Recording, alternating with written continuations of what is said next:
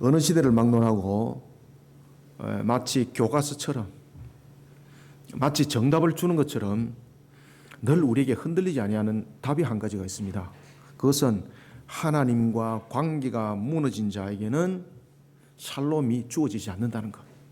이것은 우리의 모든 역사를 통해서 우리에게 확인시켜주고 또한 지금도 우리가 이것을 경험하고 있습니다.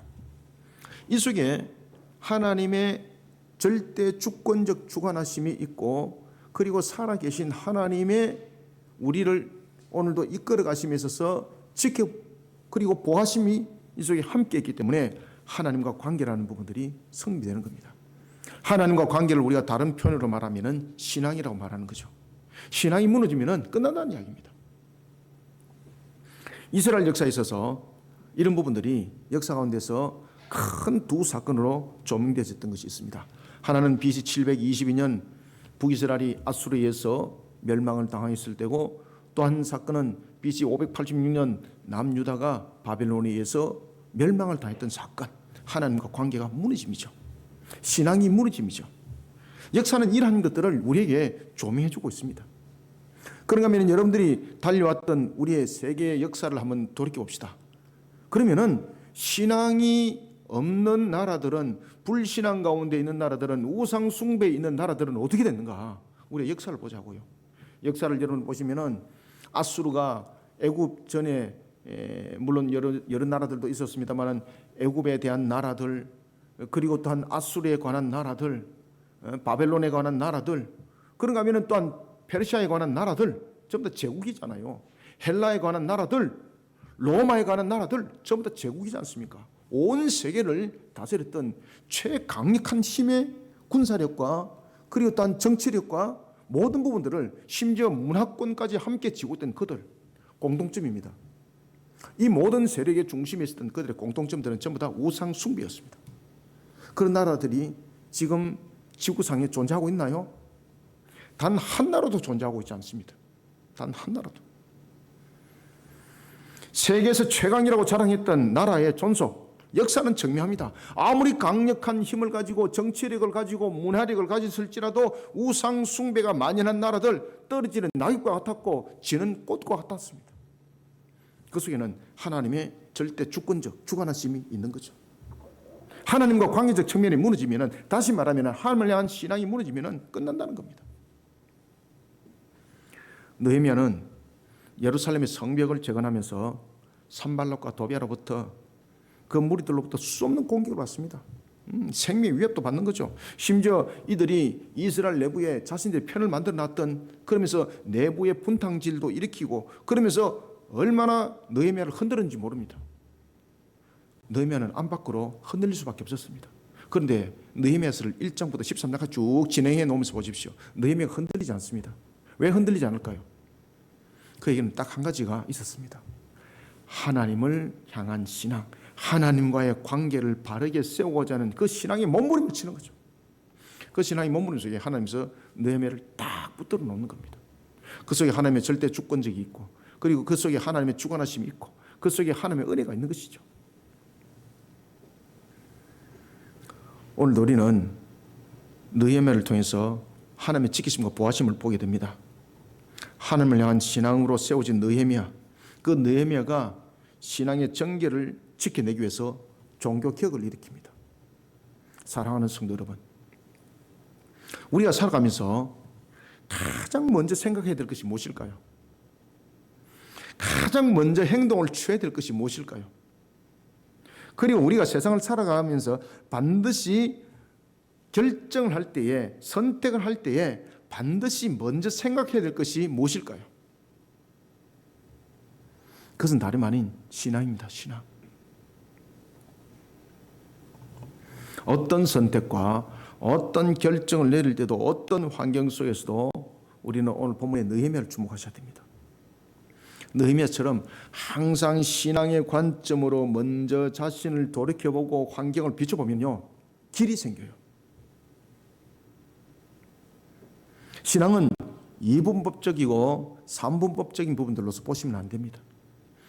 신앙을 이분법으로 본다, 삼분법으로 본다, 그건 전부 다 신앙을 갖다가 떼내는 측면이거든요. 신앙을 종교 행위로 만드는 거예요. 신앙과 삶은 구분되는 것이 아닙니다. 신앙과 삶과 우리의 환경들은 구분되는 것이 아닙니다. 이렇게 신앙을 구분되어서 만드는 이런 오묘함, 그런 속에 사람들에게 떡밥을 던져주고 있는 여러 가지 우리의 환경들 요소 조심하셔야 됩니다. 마귀가 뿌려놓은 떡밭입니다. 신앙은 절대 이분법적으로 해석해서는 안 됩니다. 신앙은 삼분법적인 측면으로서도 바라봐서도 안 됩니다. 신앙은 늘 하나로 봐야 됩니다. 그래서 신앙은 늘 일치적 측면에서의 모습 속에 우리는 그것을 발견하게 되고 보게 되고 생각하게 되고 그렇게 만들어가야 되는 것입니다. 그래서 오늘도 밥 한 술 뜰 때에 항상 우리는 어떤 신앙의 고백을 가져야 되나요? 오늘 이 밥이 참 맛있네. 이게 어디 살이지? 이거 2000살인가? 풍기살인가? 이게 아니에요. 하나님께서 오늘도 나에게 이 맛있는 식량을 주시니 그 모든 것 연결점이 이렇게 여러분 가셔야 됩니다. 오늘도 호흡을 했습니다. 아이고 내가 말이지 요새 건강이 좋아가지고 참 몸에 활력이 생겨. 여러분 그 건강 누가 주신 겁니까? 하나님이. 오늘도 하나님께서 나에게 건강을 주시니 내가 이렇게 활력 있게 움직이네. 이런 신앙의 관점들이 우리로 하여금 소소한 부분들이 우리로 하여금 신앙을 지켜나가는 하나의 요소가 되게 만드는 겁니다. 우리는 모든 것을 이와같이 항상 신앙을 우선해 두고 항상 신앙의 관점에서 우리는 바라봐야 됩니다. 그럴 때에 세상에서 가장 복된 길을 가게 됩니다. 신앙을 지키는 길, 그것이 가장 복된 길로 가는 것입니다. 느헤미야의 계획을 통해서 우리는 느헤미야의 계획을 또한 돌아보면서 우리는 이 시대 위에 나의 신앙을 어떻게 지켜나가야 될지를 우리가 세 가지 관점에서 보도록 하겠습니다. 먼저 우리가 4절 한번 읽읍시다. 시작. 이전에 우리 하나님의 전의 방을 맡은 제사장 엘리야십이 도비야와 연락이 있었으므로 아멘. 지금 제사장이 도비야라는 우상 숭배자와 연락이 있었습니다. 지금 그 연락이 있었다는 것은 무엇입니까? 서로 간에 떡밥을 가지고 교환했다는 겁니다. 엘리야십은 도비야로부터 물질적 부분들, 세상에서 얻을 수 있는 것을 얻었고, 그리고 도비야는 또한 이스라엘을 다스릴 수 있는 조건을 만들어갔고, 이런 부분들이 서로 간에 만들어진 것이죠. 세상 사람들은 그런 말을 이렇게 말합니다. 뭐 서로 좋잖아요. 누이 좋고 매부 좋고. 여러분들 그 관점은 우리를 다음에 처절하게 만들어 놓는 조건이 됩니다. 우리는 4절부터 5절을 통해서 먼저 우리는 어떻게 신앙을 지켜나가야 되는가. 먼저 첫 번째, 세상에서 얻을 수 있는 아무리 많은 유익이라도 그게 신앙이 넘어져 버리고 신앙이 쪼개져 버린 상태 속에서 얻는 것은 여러분들을 죽이는 것이 되는 겁니다. 그래서 우리는 제일 먼저 첫 번째, 세상에서 얻을 유익에 눈이 멀어지면 안 됩니다. 그러면 어떻게 되는가? 이걸 지켜야 되는 거죠. 눈이 멀지 않도록. 그래서 우리는 어떻게 신앙을 지켜야 되는가? 세상에서 얻을 유익에 눈이 멀어져 신앙을 세속화시키는 일이 없도록 탐욕, 그리고 탐욕과 미혹의 영을 신앙의 규범, 하나님께서 우리에게 주신 신앙의 규범이 있습니다. 그 신앙의 규범과 신앙의 절제로서 물리치셔야 됩니다. 우리에게는 법도와 규례가 있습니다. 규범이라는 것은 참 중요한 것입니다. 세상 사람들은 규범을 규제로 말하지만 우리는 규범을 무엇이라고 표현하나요? 울타리. 우리를 지키고 보호하는 울타리입니다. 해석이 달라집니다. 신앙의 관점으로 바라보면은 우리를 지켜보함에 에덴 동산이 깐이지 않습니까? 바로 그 법도와 규례는 동산입니다. 동산. 우리를 지켜주는 하나의 울타리입니다. 은혜의 터가 되는 거죠. 그런데 신앙 속에서 돌아보지 못하면 이건 규제가 되는 겁니다. 그래서 규제가 되기 때문에 이분법적 해석이 나오고 신앙에 대해서 삼분법적 해석이 나오는 거예요. 어째 그렇게 그 신앙에 미쳐가지고 그렇게 쫓아다니노? 교회 가는데 밤낮이 없구만. 제가 옛날에 그랬습니다. 제 주변에서 사람들이 뭐라 그랬는가 하면은 미쳐도 인간 미쳐라고. 그래 미치면은 큰일 난다고. 그래 미쳐고 정신병 간 사람들이 얼마나 많은지 모른다. 제가 여러분 정신병 걸린 적 없습니다. 제가 온전하잖아요. 저는 굉장히 이성적입니다. 저는 하나님도 굉장히 이성적으로 만났고요. 저는 너무나도 뚜렷하게 만났기 때문에 저는 그렇게 미칠 수밖에 없었습니다. 그래서 제가 이제 목회를 하게 된 것도 그런 속에 제가 제 인생을 다 그냥 갖다 내려놓은 겁니다. 제가 세상에서 제가 얻을 수 있는 유익을 갖다가 쫓아간다면은 우리 사모님 늘 이야기합니다. 20년 전에 죽었습니다. 지금의 저는 없습니다. 20년 전에 저는 아마 이미 죽었을 겁니다. 이미 끝났을 것입니다. 지금도 이렇게 강건하게 세워졌고, 여러분들이 잘 아시는 것처럼 저의 육신이 굉장히 약하잖아요. 그런데 신앙 가운데 달려갈 때는 누구보다 강하잖아요. 그죠? 왜냐하면 하나님께서 저에게 그런 에너지를 주시거든요. 그래서 제가 항상 육적으로도 넘어짐을 당하여 받고 물적으로도 넘어짐을 당하여 받고, 그렇지만은 그 속에 나를 회복시키고 나를 지금으로 나의 모습으로 세운 것은요, 신앙입니다. 신앙. 이 신앙의 관점이 우리를 진짜로 만들어가는 거예요. 그런데 이것을 이분법적으로 자꾸만 분리하고 삼분법적으로 자꾸 분리해 나가니까 신앙이 안 자라는 겁니다. 신앙은 절대 분리하면 안 자랍니다. 오묘합니다. 여러분, 신앙은요. 이걸 분리하면 절대 자라지 않습니다. 왜? 분리하면 그것을 갖다가 온실에 딱 가둬놓고 또는 병에 딱 넣어놓는 상태가 되기 때문에 그냥 보는 관점이에요. 보는 관점. 그리고 사람들에게 보여주는 관점이에요. 그래서 신앙은 우리의 모든 부분에 대해서 일치점을 가지셔야 됩니다. 그래서 제가 늘 강조하는 것이 있지 않습니까? 신앙은 곧 삶이고 삶이고 신앙이라고. 이게 고대 교부들의 신앙의 관점이었습니다. 느헤미야가 예루살렘에서 총독으로 12년 동안 이스라엘 공동체를 신앙으로 이끌어갔습니다. 얼마나 예루살렘 공동체가 멋지게 성장했습니까? 누가 봐도 부러운 거예요. 그 어느 누구도 그 예루살렘을 칠 수가 없었습니다. 하나님께서 지켜보심이죠. 하나님의 나라의 공동체가 세워졌습니다. 비록 그들이 정치적으로 군사적으로는 독립된 나라가 아니었지만 그들은 신앙으로 이미 하나님의 나라였습니다. 그들의 삶이 하나님의 나라였고 그들의 생각이 하나님의 관점이었습니다. 그런 12년 이스라엘은 깨닫습니다. 그렇구나. 하나님을 향한 신앙으로 달려가면은 하나님의 역사가 이렇게 일어나는 것이구나. 그런 느헤미야가 페르시아 황제였던 아닥사스다 왕과 약속을 한 것이 있습니다. 예루살렘의 문제가 해결되면은 수상궁으로 다시 돌아오기를 약속을 했습니다. 그 기한이 찬 겁니다. 12년째 예루살렘을 총독으로 다스렸던 그가 수상궁으로 다시 돌아갑니다. 이때까지만 해도 예루살렘의 상황은 자치권의 회복과 함께 하나님의 나라의 공동체가 흔들림이 없었습니다. 놀랄 사실은 이런 공동체가 갑자기 추풍낙엽처럼 무너져 버립니다. 오늘 본문에 엘리야십과 같은 이런 새 속에 물들은 제사장들이 있었기 때문입니다. 산발롯의 세력과 그의 후원을 등에 입고 있었던 도비야, 그 도비야에 의해서 예루살렘에 신앙의 빈틈이 생겨나기 시작합니다. 계속해서 쑤시는 거죠. 과거 산발락과 도비아스로부터 뇌물을 받고 이들의 입장이 편의됐던 종교 지도자들이 다시 고개를 듭니다. 그것이 오늘 본문에 보면 이전에라는 말씀이 이것을 설명하고 있습니다. 이 이전에라는 것은 제가 이제 느헤미야에 관한 책을 제가 세 권을 썼지 않습니까? 거기 보면 그 본문에 잘 설명을 해놨습니다. 이 이전에라는 이 말은 두 가지를 설명하고 있습니다. 하나는 12년 동안 예루살렘을 느헤미야가 총독으로 다스릴 때였고, 또 하나는 이전에라는 것은 그때와 지금의 현실을 비교를 하는 겁니다. 그래서 지금의 현실이 무너지니까 이전에는 어땠는가라는 것이 이와 같이 이전에는 앞과 뒤를 전후를 구분하고 또한 앞과 뒤를 비교하는 관점 속에서 이 이전에라는 단어가 중간에 딱 들어오는 겁니다. 신앙의 본질, 신앙의 요소, 신앙의 기능들이 어땠는가 이 말이에요. 이전에는. 지금의 예루살렘의 모습을 한번 보자는 거죠. 지금의 예루살렘의 모습, 본질적으로 신앙의 기능은 어땠는가? 딱 한마디로 그냥 정리합니다. 성전의 방을 책임지는 중요한 위치에 있는 엘리야십이 도비야와 어떻게 하고 있다? 4절. 연락이 있으므로. 아시겠습니까? 연락이 있으므로. 그런데 그 연락으로 끝나지 않았습니다. 그 연락은 결국은 어떻게 되는 겁니까? 도비야를 위해서 성전 방을 내주는 놀라운 역사가 일어나 버린 겁니다.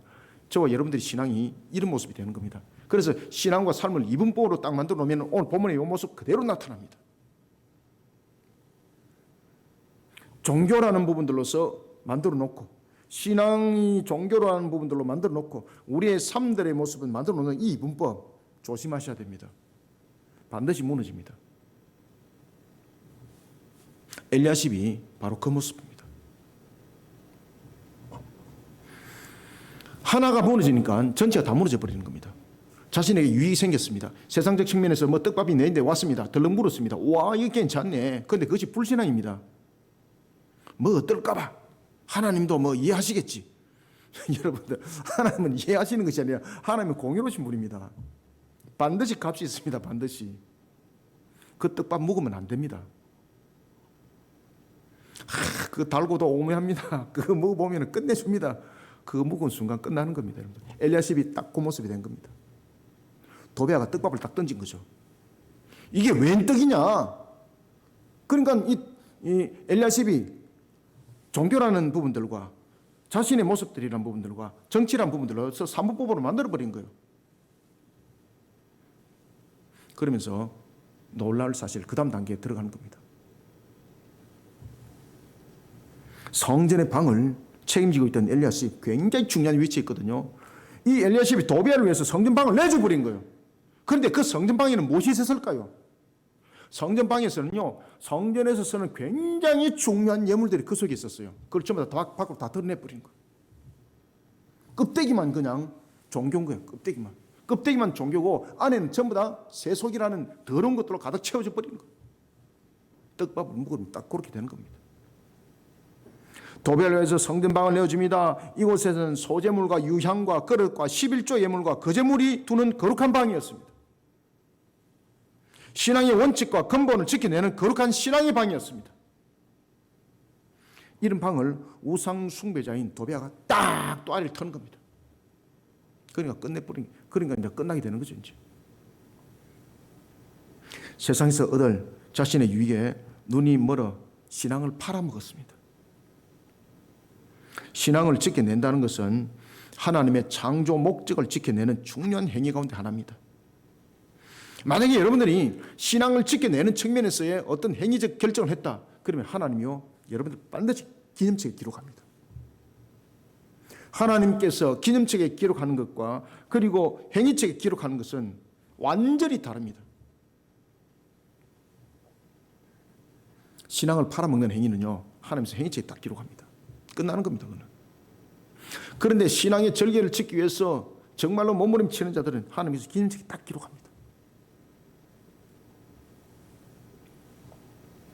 세상에서 얻을 자신의 유익에 눈이 멀어서 신앙을 팔아먹어버린 엘리야십.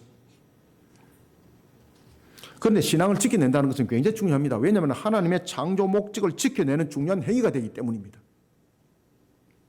세상에서 주는 달콤함과 자신의 유익을 먼저 돌아보지 않고 하나님을 향한 신앙을 항상 먼저 앞세우고 돌아보는 자, 하나님이 기억하고 기록합니다.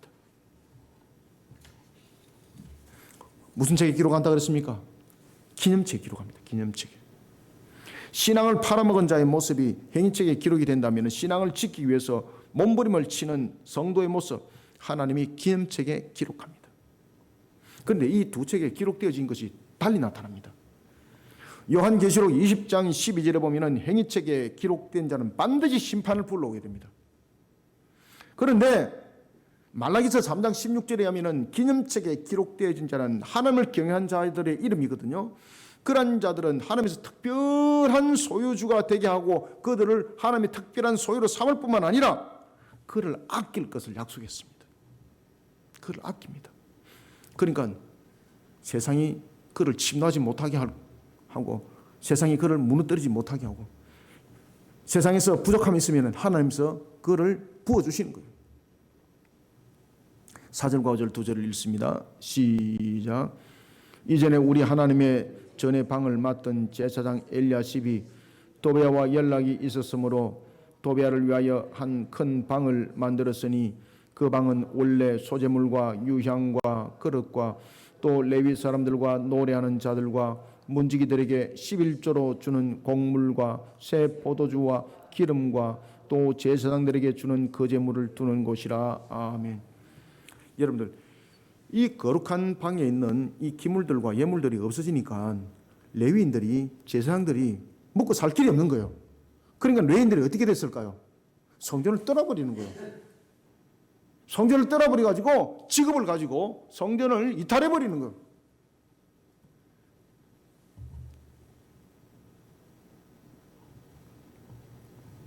세상에서 얻을 수 있는 물질에 눈이 어두워 신앙을 세속화시켜버린 엘리야시, 그 이름은 행위책에 딱 기록되어집니다.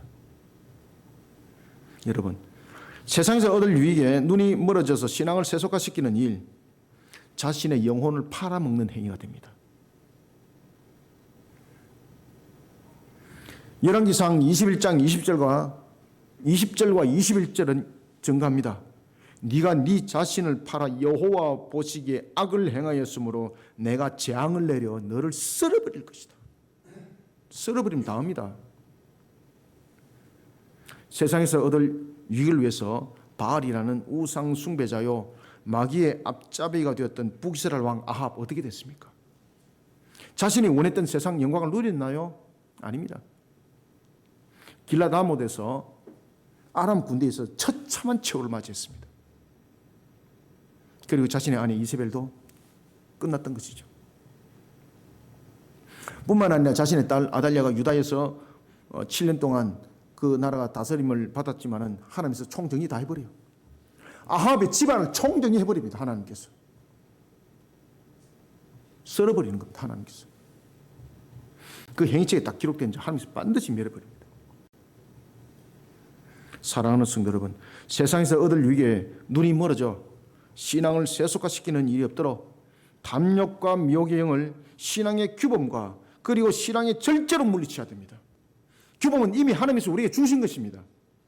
우리가 만들어가서 어떻게 신앙의 규범을 만들어라 그러면 우리는 아마 좌충우돌이 될 것이고 오히려 신앙을 벗어나는 모습 속에 그 규범들이 만들어질 것입니다. 그래서 하나님께서 규범도 만들어준 겁니다. 탐욕과 미혹의 영에 신앙을 지켜나가야 됩니다. 그것이 바로 복입니다. 하나님께서 우리에게 주신 규범과 신앙의 절제가 또한 필요합니다. 규범을 준 것으로서 중요한 것이 아니라 신앙은 또한 절제가 중요합니다. 탐욕하는 마음을 쫓아내시길 바랍니다. 그 탐욕하는 마음을 어떻게 쫓아내겠습니까? 그 말씀을 지켜 준행함 속에서 우리의 절제함이 함께 있어야 되는 것이죠. 그래서 신앙에는 인내라는 것이 또한 반드시 필요한 것입니다. 이런 신앙의 규범과 신앙의 절제로 탐욕과 미혹의 영을 물리치는 우리 모든 성도들이 다 되시기를 소원합니다. 두 번째는 어떻게 우리가 신앙을 지켜나가야 되는가? 6절을 함께 읽습니다. 시작. 그때는 내가 예루살렘에 있지 아니하였느니라. 바벨론 왕 아닥사스다 32년에 내가 왕에게 나아갔다가 며칠 후에 왕에게 말미를 청하고. 아멘. 우리는 며칠이라는 것은 2, 3일 이것을 우리가 며칠이라고 그러잖아요. 그런데 수상궁에 갔다가 예루살렘에 다시 온다는 건 며칠이 아닙니다. 수년이 걸렸던 겁니다. 수상궁에서 다시 왕의 수종을 들면서 지금 이 내용들이 전개됐다는 이야기거든요.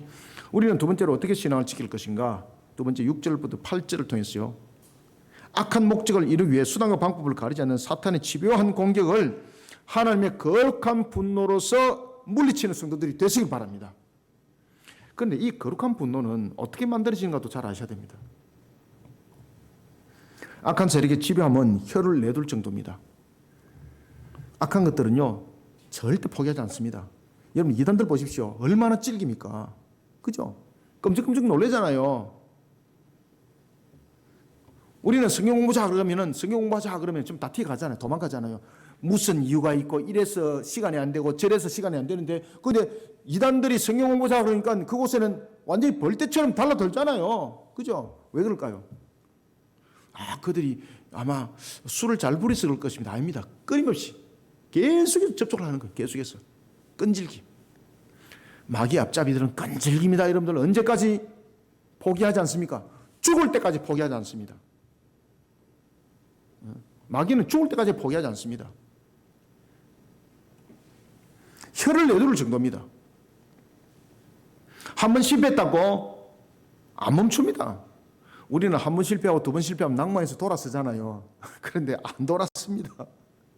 그들에게는 죽을 때까지 그 영혼이 이 모든 것에 대해서 실패함도 우리에게 상급이요, 또 실패하면 또 우리에게 은혜요. 그러니까 그들은 실패를 거듭거듭 할수록 자신들에게 상급이 올라가는 것을 생각하고 있는 겁니다. 근데 우리는 한 번 실패하고 두 번 실패하면 에라이 이게 하나님의 뜻인가 보다 이렇게 돌이키잖아요. 자기가 육군에 서게 버리지 않습니까? 그런데 악한 세력들은 아주 지배합니다. 끝까지 합니다. 끝까지. 될 때까지 합니다.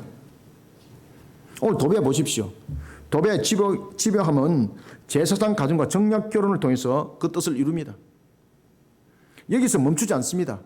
자신과 동맹을 맺었던 그 세력화를 더욱더 강력하게 만들어갑니다. 에스라가 없고 느헤미야가 없는 예루살렘 완전히 그냥 아작을 내버리는 겁니다. 제사장 엘리야십을 자신의 영향권 안에 딱 둡니다.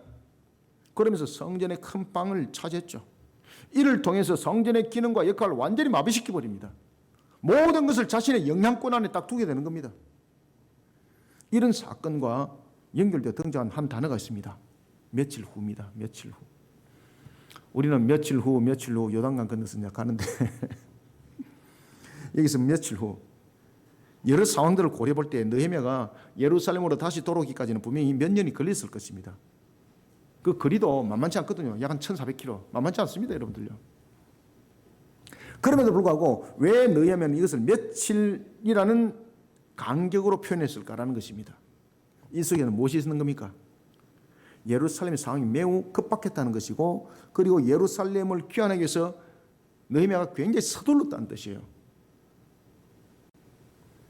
당시의 상황을, 이 며칠이라는 것은 이런 상황들을 묘사하고 있는 겁니다. 그러면서 예루살렘에 도착한 느헤미야가 제일 먼저 무엇부터 했겠습니까? 그래서 이 며칠 후는 그가 예루살렘에 도착하자마자 무엇을 먼저 했는가를 함께 표현해 주고 있는 겁니다. 여러분들이 잘 아시는 것처럼 느헤미야가 예루살렘의 총독으로서 BC 444년에 그가 총독으로서 왔을 때에 제일 먼저 한 일이 무엇입니까? 다른 일 안 하잖아요. 하나님께 딱 기도하고 성벽을 돌아보는 거예요. 그죠? 며칠 후 이것도 똑같았습니다. 그가 예루살렘에 도착하자마자 그의 어떤 지위를 찾고 자신의 어떤 정치적 부분에서 패거리 만들고 이게 아닙니다. 신앙을 먼저 딱 돌아보는 겁니다. 그러면서 그가 제일 먼저 갔던 곳이 어디입니까? 성전. 예레미야는 분노합니다. 충격이 아닐 수가 없었습니다. 왜냐하면 악한 세력이 지배함의 공격을 받았고 이런 영적 경계심이 무너져버린 순간 성전은 방탕의 장소가 되었던 것입니다. 느헤미야가 분노를 한 겁니다. 그의 분노는 하나님의 나라의 거룩을 짓밟는 것에 대한 의로운 분노였습니다. 그의 분노는 신앙의 잣대가 되는 겁니다. 그래서 우리가 이 분노를 내세울 때에 그 분노의 조건과 원인이 어디로부터 나오는가 또 굉장히 중요합니다. 만약에 저와 여러분의 분노가 우리의 생각과 우리의 판단에서 나왔다면 이 문제가 되는 겁니다. 그런데 이 분노가 신앙이라는 잣대 속에서 그리고 감정이 아니라 악과 불의에 대한 하나님의 말씀에 대한 신앙이 잣대가 됐다면 문제는 다릅니다. 왜? 나타난 결과물이 다릅니다. 우리의 감정과 우리의 느낌 속에 나타났던 분노는요, 그 안에 값이 있습니다. 아시겠습니까? 그런데 하나님의 말씀의 신앙의 잣대 속에서 나타났던 신앙의 거룩한 분노는 은혜가 있습니다.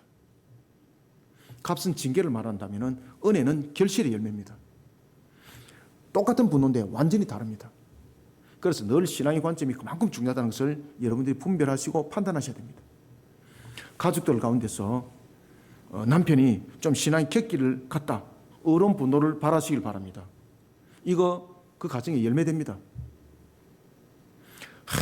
종이 좋다. 그래, 알아서 같이 가자. 알아서 같이 갑니다. 반드시 값이 있습니다. 왜? 하나님은 공의롭거든요.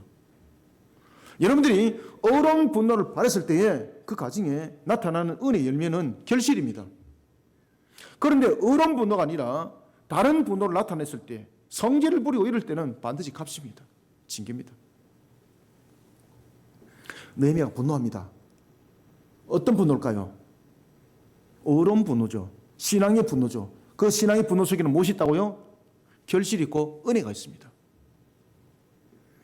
그의 분노는 하나님 나라의 거룩을 짓밟는 것에 대한 어려운 분노였습니다.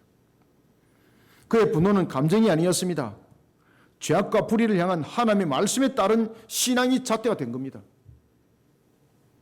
느헤미야는 도비야가 생활하면서 사용했던 물건인 쇠간, 그 쇠간을 그 방에서 전부 다 던져버립니다. 그 던져버렸다는 것은 뭔가 하면은 그를 징계를 했다는 것이고 그를 심판했다는 뜻입니다.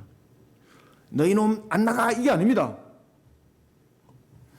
하나님을 향한 죄악을 단절시키고 도비야가 있던 방의 기능을 완전히 회복시킵니다. 그런데 느헤미야는 여기에서 지체하지 않습니다. 요놈 쫓아보냈으니까 이제 사람들이 정신 좀 차릴 거야, 이게 아닙니다. 느헤미야는 모든 부분에서 도비야를 물려쳤던 그 방을 다시 성전의 기능을 정상화시키는 일에 박차를 가합니다. 그 박차를 가는 것을 신속하게 합니다. 시간을 지체하지 않습니다. 단호했습니다. 이 느헤미야의 단호함, 하나님의 어려운 분노였기 때문에 가능한 겁니다. 이런 신속함의 진행, 하나님이 다 지켜보고 있는 거예요. 다 지켜보고 있는 거예요. 6절부터 8절 세 절을 함께 읽어봅시다. 시작. 그때는 내가 예루살렘에 있지 아니하였느니라. 바벨론 왕 아닥사스다 32년에 내가 왕에게 나아갔다가 며칠 후에 왕에게 말미를 청하고 예루살렘에 이르렀어야 엘리야십이 도비야를 위하여 하나님의 전뜰에 방을 만든 악한 일을 안지라. 내가 심히 근심하여 도비야의 세간을 그 방 밖으로 다 내어 던지고. 아멘. 성경에 보면은 분노에 대해서 이야기를 하고 있는데 우리가 성경에서 보면은 누르게 돼서 딱 한 번 이야기를 하지 않습니까? 천국의 확장이 돼서 그 외에 누룩은 절대 성경에서 부정한 것으로 전부 다 이야기를 다 하고 있습니다. 분노도 똑같습니다. 욥기 19장 29절에 의하면은 분노는 칼의 형벌이라, 칼의 형벌을 부른다고 했습니다. 분노는 칼의 형벌을 불러옵니다. 그래서 값입니다. 그런가 하면은 이런 칼의 흉벌을 불러왔던 자들을 한번 봅시다. 창세기 4장 5절과 6절 가인의 분노, 그죠? 살인을 불러왔죠. 그런가 하면 창세기 34장 25절 시몬과 레위의 분노, 살인을 불러왔죠. 세겜 땅에 완전히 초토화시켜버리는 살인극이 일어났지 않습니까? 이와 같이 분노는 악한 수단에 칼을 불러옵니다. 가인의 분노는 심판을 불러왔고 시몬과 레위의 분노는 하나님의 축복으로부터 멀어지게 만든 요인이 되었습니다. 반드시 값이 있습니다.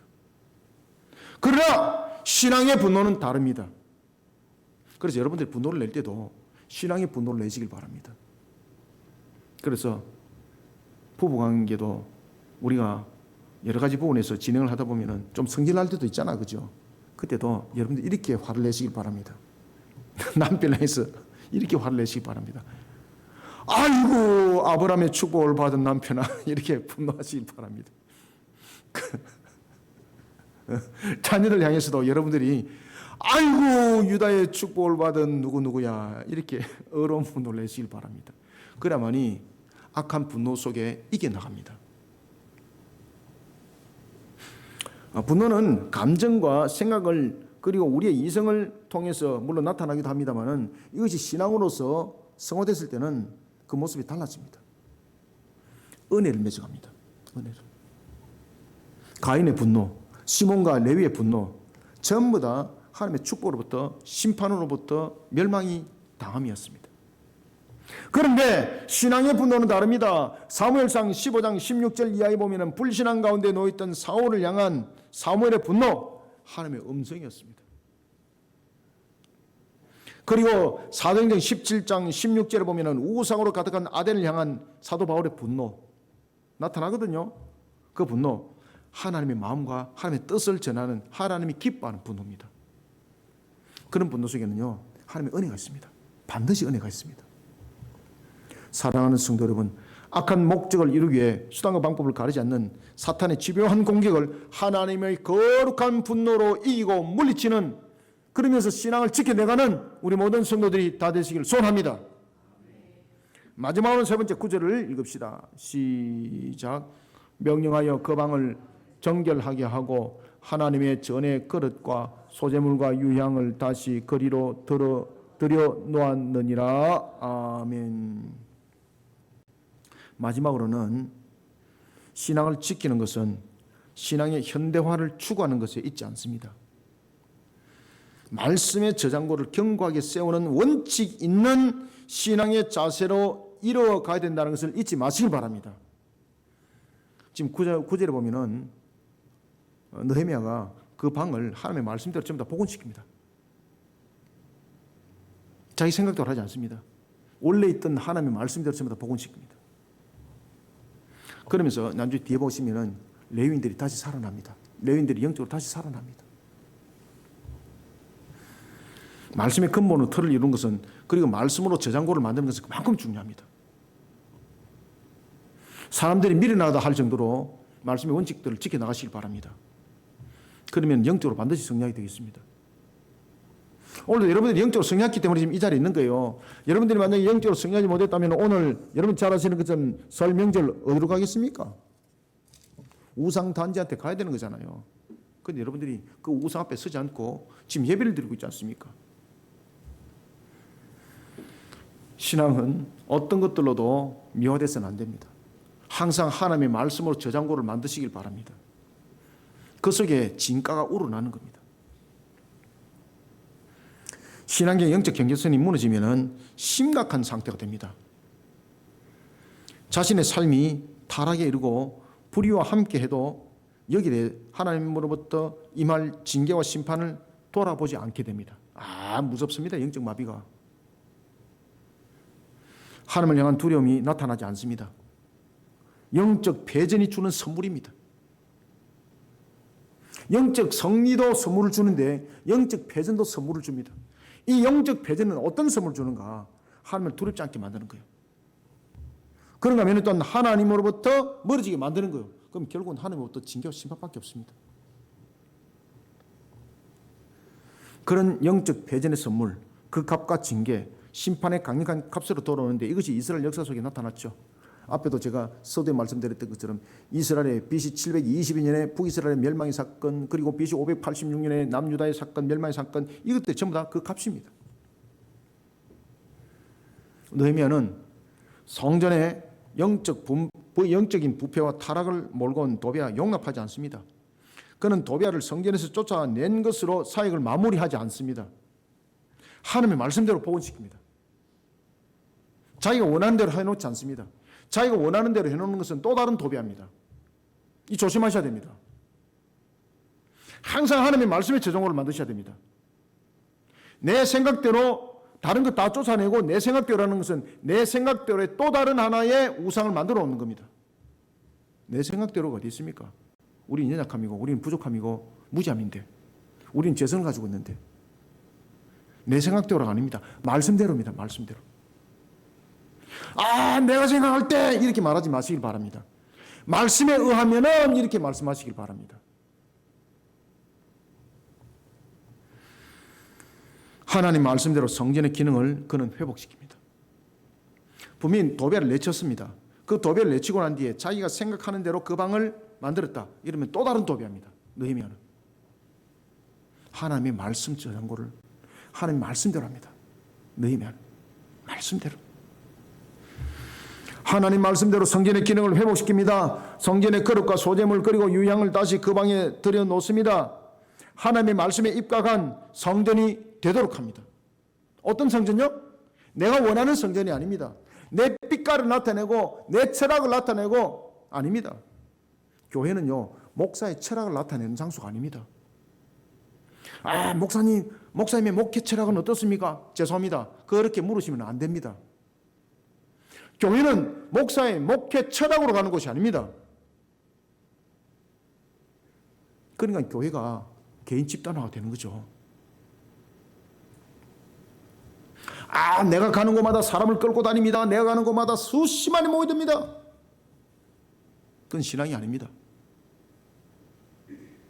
또 다른 도비야와 같은 우상입니다. 말씀에 입각했어. 그래서 항상 말씀을 선포하고 말씀을 가르치고 그 속에서 주를 만나게 만들어야 되는 겁니다. 느헤미야가 그랬습니다. 하나님의 말씀대로 하나님의 말씀에 입각한 성전을 회복시켜 놓습니다. 자신이 원하는 성전은 아닙니다. 자신의 철학을 담은 성전이 아닙니다. 하나님의 말씀에 입각한 성전의 회복입니다. 이 속에 역사가 일어났잖아요. 신앙의 바른 잣대와 실천을 하나님의 말씀에 비추어 실행합니다. 이것이 9절입니다. 9절을 다시 읽습니다. 시작. 명령하여 그 방을 정결하게 하고 하나님의 전의 그릇과 소재물과 유향을 다시 거리로 들여 놓았느니라. 아멘. 느헤미야는 제사장을 비롯한 레위 사람들의 직무를 제자리로 돌려놓습니다. 단순한 제도적이고 기능적 측면의 회복이 아닙니다. 하나님의 말씀에 입각한 신앙의 회복을 말합니다. 지금부터 너희들은 나의 편이야, 내 말 잘 들어, 이것이 아닙니다. 하나님의 말씀에 입각하입니다. 느헤미야는 하나님의 심정으로 바라보고 하나님께 가까이 나가는 하나님 나라의 백성이요 청직이었습니다. 그러니 하나님이 이 성경을 기록하도록 한 겁니다. 그러니 하나님이 저에게 느헤미야 시리즈 3권 책을 쓰게 한 거예요. 그는 지도자로서 책임과 의무를 다할 때도 하나님이 말씀이 가라는 쪽으로 갔습니다. 느헤미야 사역은 사람의 인기에 관심을 둔 사역이 아닙니다. 그의 사역은 하나님께로 가까이 나아가는 그리고 또한 신앙을 펼쳐나가는 사역이었습니다. 신앙을 지켜내는 사역이었습니다. 그는 이런 사역에 대한 기준과 방향을 분명히 했습니다. 하나님 말씀대로입니다. 하나님 말씀대로. 레위기를 보시면요, 레위기는 총 27장으로 구성되어 있습니다. 제가 이제 구약 개론 책을 이번 달 말에 이제 출간 예정인데 지금 이제 1차 수정 작업을 제가 지금 하고 있습니다. 개론을 이제 간략하게 이제 볼 수 있도록 그 레위기에 제가 이제 그 말을 써놨습니다. 레위기는 총 27장인데 그 27장 가운데서 하나님의 말씀대로 여호와께서 모세에게 말씀하여 이르시되라는 부분이 27장 가운데서 제일 먼저 20장이 등장합니다. 반복적으로 등장합니다. 여호와께서 말씀하신 대로입니다. 여호와께서 모세에게 말씀하신 대로 여기서 20번 나옵니다. 20번. 신앙을 지켜내는 것은 다른 걸로 하시면 안 됩니다. 여호와께서 하신 말씀대로입니다. 그래서 신앙은 2분법이 돼서는 안 된다는 겁니다. 3분법이 돼서는 안 된다는 겁니다. 요리 잘하여서 다분화 문제로서 만들어나는 것 안 된다는 겁니다. 신앙을 지켜나가는 것은 현대화로 돼서는 안 됩니다. 현대화를 추구하는 측면에서 신앙을 만들어가는 것은 신앙이 아닙니다. 그것은 맛있게 만들어서 우리에게 주어지는 요리는 될 수 있는데 그것은 하나님의 역사는 불러일으키지 못합니다. 육적인 만족은 줄지 모르겠습니다만은 여러분들의 기분을 좋게 할 줄은 모르겠습니다만은 그것은 성령의 역사가 없습니다. 신앙을 지켜내는 것은 신앙의 현대화를 추구하는 것에 있지 않습니다. 하나님의 말씀이 저장고를 반드시 이루셔야 합니다. 그리고 그 말씀을 견고하게 세우는 원칙의 성을 세워야 합니다. 이런 신앙 있는 자세로 자신의 신앙과 공동체의 신앙을 지켜내는 복 있는 자들이 다 되시기를 소원합니다. 말씀을 맺습니다. 우리는 분명히 지금 세상 가운데 살아가고 있습니다. 우리는 이런 세상을 삶의 터전이라고 부릅니다. 그런데 여기서 이 말을 자칫 잘못 유권 해석을 하게 되면 삶의 터전, 세상은 우리의 삶의 터전입니다 라는 부분들을 통해서 말할 때 자칫 이 부분들을 잘못 해석하게 되면 인간 중심, 자기 중심이 됩니다. 하나님이 없어집니다. 세상은 우리의 삶의 터전입니다 라고 말할 때도 세상은 하나님께서 우리에게 허락하신 삶의 터전입니다 이렇게 들어야 되는 겁니다. 하나님이 지워버리니까 삶의 터전이 바로 인간 중심, 자기 중심이 되어버리니까 신앙이 없는 거예요. 우리의 삶의 터전도 이와 같이 이분법적 측면에서 그리고 삼분법 측면에서 그 내용들을 보게 되면 결국은 하나님은 없어지는 겁니다. 제가 지금 말씀을 전가하는데 우리 윤봉술 권사님이 제일 잘 듣고 있어요. 지금 우리 윤봉술 권사님하고 우리 박청민 장로님하고 유희 권사님하고 지금 중앙이 앉아가지고 제일 잘 듣고 계세요. 지금 제일 연로하신 분들이 지금 제가 지금 설교하면서 제가 지금 은혜를 받고 있습니다. 제가 지금 우리 윤봉술 권사님 어떻게 해주시니까 막 얼마나 또 감사한지. 여러분, 우리가 살아나가는 세상 분명히 삶의 터인데 삶의 터에 무엇이 돌아야 됩니까? 하나님께서 주신 삶의 터, 하나님께서 허락하신 삶의 터, 이렇게 신앙이 함께 어울려져야 되는 겁니다. 신앙으로 함께 만들어져야 되는 것입니다. 우리 가운데 항상 떠나지 말아야 될 것, 하나님 중심입니다. 하나님을 떠나서 우리는 자신의 존재를 말할 수 없습니다. 그리고 자신의 삶 또한 말할 수 없습니다. 자신의 존재와 자신의 삶, 모든 것을 하나님의 주관하심 속에 있지 않습니까? 하나님을 떠나서 어떻게 이분법 측면에서, 삼분법 측면에서 여러분의 삶과 여러분의 존재를 말할 수가 있습니까? 사랑하는 성도 여러분, 하나님 중심의 신앙을 지켜내야 합니다. 세상에서 얻을 수 있는 유익의 신앙을 세속화시키면 자신에게 돌아갈 것은 하나님의 축복은 이미 강 건너 간 불입니다. 꺼져간 불입니다. 하나님의 말씀을 근원으로 이루어서 신앙을 지켜내는 우리 복 있는 모든 성도들이 되시기를 주님의 이름으로 축원합니다. 하나님 감사합니다.